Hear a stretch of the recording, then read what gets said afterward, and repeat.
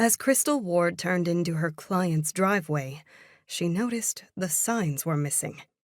Last week, there had been 2 identical political ads proclaiming Scott Danforth for U.S. House of Representatives planted in the grass. The double dose of smiling headshots of Danforth against backgrounds of the red, white, and blue of the American flag would have been hard to miss, even with her mind still focused on the argument she'd had with her husband this morning. Who had removed the signs? The original one had been stolen, and her client, Farrah Compton, had doubled down, replacing it with 2 signs.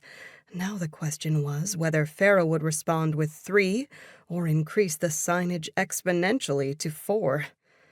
The mental picture of Scott Danforth's smiling face multiplying across the yard made Chris grin as she parked in the driveway.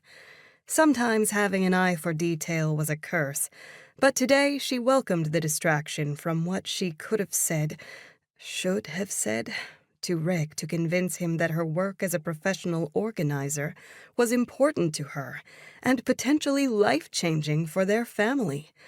Not that anything she said would have done any good. Rick just wasn't ready to listen. She wasn't giving up, though. She steered her thoughts to the task at hand, helping Farrah Compton reorganize her home office. Farrah's suburban American dream residence with its unfenced expanse of manicured green lawn, currently uncluttered with signs, represented everything Chris dreamed about in a house.